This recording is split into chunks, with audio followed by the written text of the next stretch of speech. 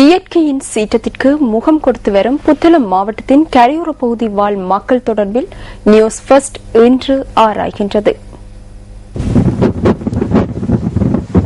புத்தளம் மாவட்டத்தின் கடற்கரையோர பகுதிகள் சில கடல் அரிப்புக்கு உள்ளாகி வருகின்றன. மாரவில் முதல் கட்பிட்டி வரையிலான கடற்கரையோரங்கள் கடல் அரிப்பு காரணமாக அதிக அளவு பாதிக்கப்பட்டுள்ளன. மாரவில், சிலாபம், உடப்பு, சின்னப்பாடு மற்றும் கட்பிட்டி உள்ளிட்ட மேலும் சில பகுதிகளின் நிலப்பரப்புகள் கடல் அரிப்பு காரணமாக நாளுக்கு நாள் குறைவடைந்து செல்கின்றது. கடல் அரிப்பின் வேகம் அதிகரித்து செல்லும் நிலையில் சில பகுதிகளில் கருங்கற்கள் போடப்பட்டுள்ளன. இருந்த போதிலும் நிலப்பகுதியை கடல் ஆக்கிரமிப்பதனை தடுக்க முடியாதுள்ளதாக அப்பகுதிகளில் உள்ள மக்கள் குறிப்பிடுகின்றனர். இந்நிலைமை கவனத்தில் கொள்ளப்படாது இவ்வாறே தொடருமானால் புத்தளம் மாவட்டத்தின் கரையோர பகுதிகள் இருந்த அடையாளம் இல்லாது போவதற்கான வாய்ப்புள்ளதாகவும் மக்கள் கவலை அடைகின்றனர். கடல் அரிப்பு உண்டாகிய எல்லாம் வீணாக கிடக்கு. மாராவிலிருந்து தொடங்கி கல்பட்டி வரங்காட்டி போவரை இந்த கற்கள் போடாம விட்டுட்டாங்க. இப்ப எவ்வளவு காலி ஓயில் கிடக்கு எங்கட கற்கள், அதுகளை போட்டு இன்னும் அதை உண்டாக்கி போவாங்கண்டா இந்த ஏரியா எல்லாம் நல்லபடியா கிடக்கு. அதை விட எங்க ஊரு நல்லபடியா அதே போல இருக்கு. இல்ல இன்னமும் உள்ள ஆக்கள் இல்லாம இடமும் இல்லாம கடல் பிரதேசமே தொழில் வாய்ப்பு இல்லாம போய்விடும். இந்த கடல் அரிப்பினால் தமது படகுகளை கரையோரங்களில் நிறுத்தி வைக்க முடியாது போவதுடன் தமது ஜீவனோபாயம் முற்றாக பாதிக்கப்படுவதாக இங்குள்ள மீனவர்கள் தெரிவிக்கின்றனர்.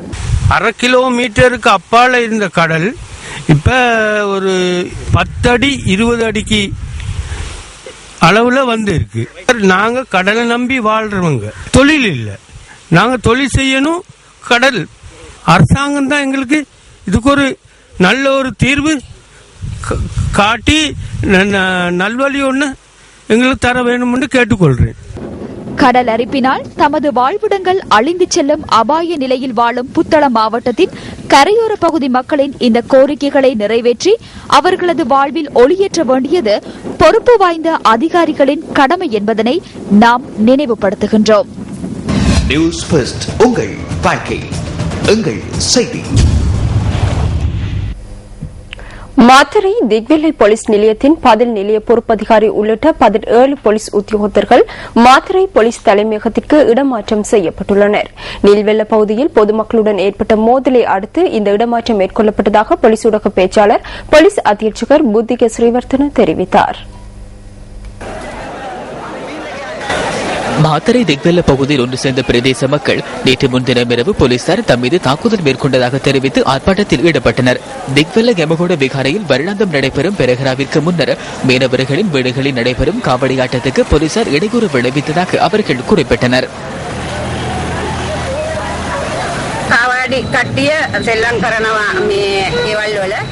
வீடுகளில் வருடத்திற்கு ஒரு தடவை காவடியாட்டம் இடம்பெறும். 86 வருடங்களாக இது இடம்பெற்று வருகின்றது. நேற்று இரவு யாருக்கும் எந்தவொரு தொந்தரவும் இன்றி காவடி ஆடினார்கள்.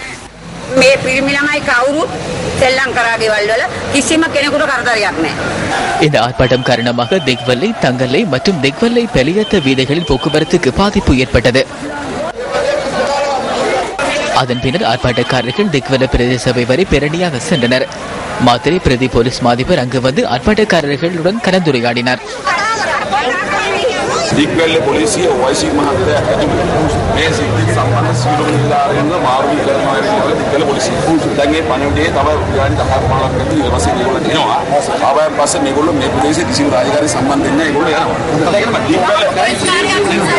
දික්වැල්ල පොලිසිය මේක තමයි පෙරහැර ආරක්ෂා සම්බන්ධ. දික්වැල්ල පොලිසිය කිසිම නිලධාරියෙක් මේ පෙරහැරදී දාන්නේ නැහැ.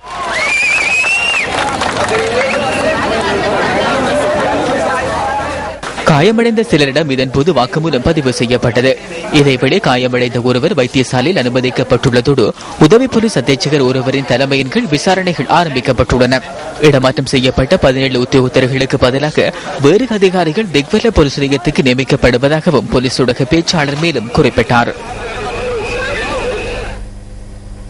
பாராளுமன்ற உறுப்பினர் விதுர விக்ரமநாயக்க அண்மையில் சவால் விடுப்பதற்கு காரணமாக அமைந்த வீதியின் அபிவிருத்தி நடவடிக்கைகள் நேற்று ஆரம்பமாகின. பிரதேச மக்களின் தலையீட்டில் இந்த நடவடிக்கை ஆரம்பமாகியுள்ளது.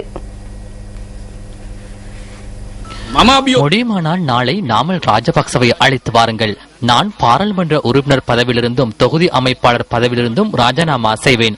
முடியுமானால் சவாலை ஏற்றுக்கொள்ளுங்கள். மீபே இங்கிரிய வீதி புனரமைப்பு செய்வதற்காக ஏற்பாடு செய்யப்பட்டிருந்த வைபவம் தொடர்பிலேயே பாராளுமன்ற உறுப்பினர் விதுர விக்ரமநாயக்க இந்த சவாலை விடுத்திருந்தார்.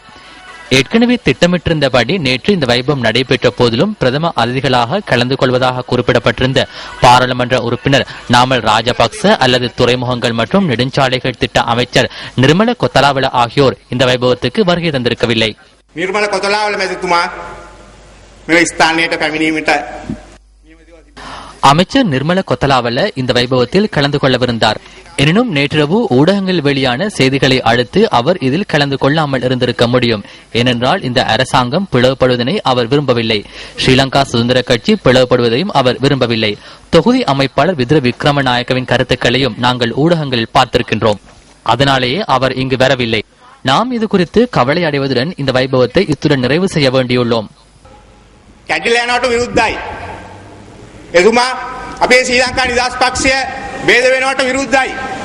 திட்ட அமைச்சர் நிர்மல கொத்தலாவல இந்த நிகழ்வில் கலந்து கொள்வதில்லை என்பதை அறிவிப்பதற்காக அவரது உதவி செயலாளரும் இவ்விடத்துக்கு வருகை தந்திருந்தார்.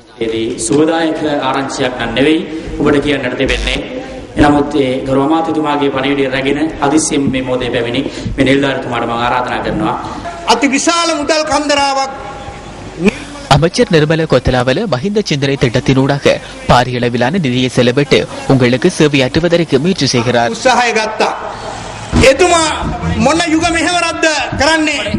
මහත්තයා කියන්න එතුමන්ලට බැයි නම් මේ පාර හදන්න. එතුමන්ලට බැයි නම් එතුමන්ලට මේකෙන් රජයෙන් යන්න කියන්න. අද අපිට පොරොන්දු වෙන්න ඕනේ මේ කාර්යය කවද්ද කෙරෙන්න කියන එක.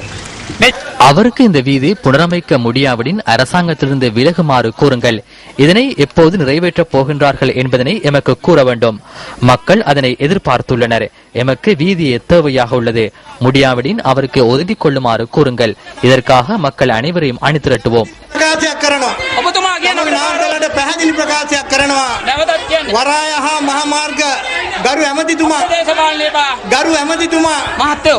எமக்கு அரசியலில் பலனில்லை.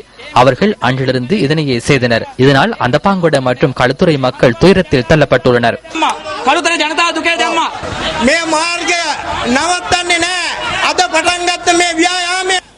இந்த வீதியின் அபிவிருத்தி திட்டத்தினை நாம் நிறுத்துவதில்லை.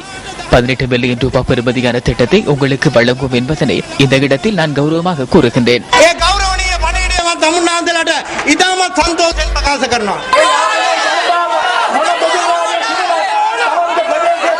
பிரதம அதிதிகளாக குறிப்பிடப்பட்டிருந்த அரசியல்வாதிகள் வருகை தராமையினால் பிரதேசவாசிகள் வீதியின் புனரமைப்பு பணிகளை ஆரம்பித்தனர்.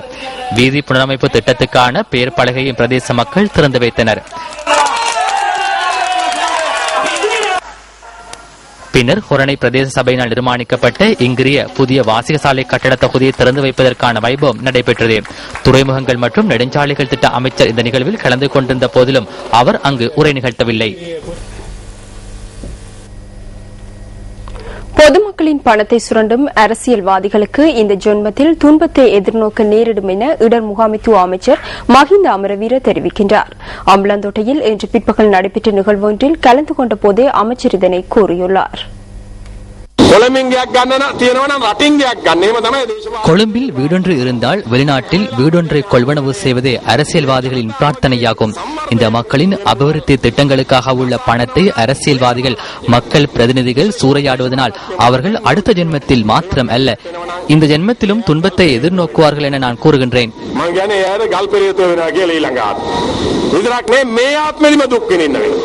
அமலதொட்ட கொடவாய கோத்தம்பன ரஜமகா விகாரையினால் முன்னெடுக்கப்படும் ஸ்ரீ கோத்தபாய அறநெறி பாடசாலை மற்றும் ஸ்ரீ சுமண ஆரம்ப பாடசாலை மாணவர்களுக்கு சீருடைகளை வழங்குவதற்காக இந்நிகழ்வு ஏற்பாடு செய்யப்பட்டிருந்தது.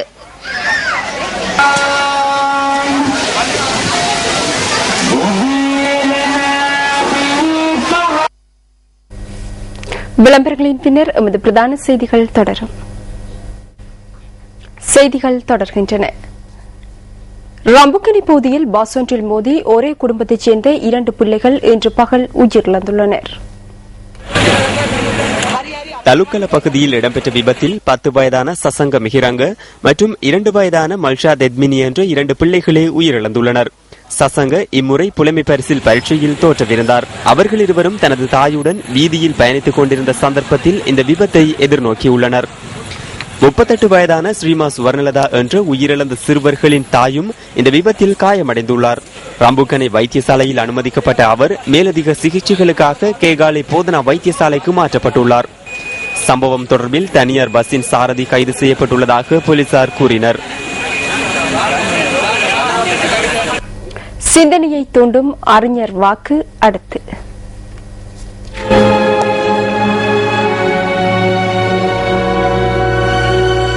கல்வியானது மாற்றத்தை ஏற்படுத்தக்கூடிய மாபெரும் சக்தி படைத்த மனித உரிமையாகும். அதன் அத்திவாரங்களான விடுதலையும் ஜனநாயகமும் தொடர்ச்சியான அபிவிருத்தியும் உறுதிமிக்க கற்களாக பதிந்திருக்கின்றன. கோஃபி அன்னான், ஐக்கிய நாடுகளின் முன்னாள் செயலாளர் நாயகம்.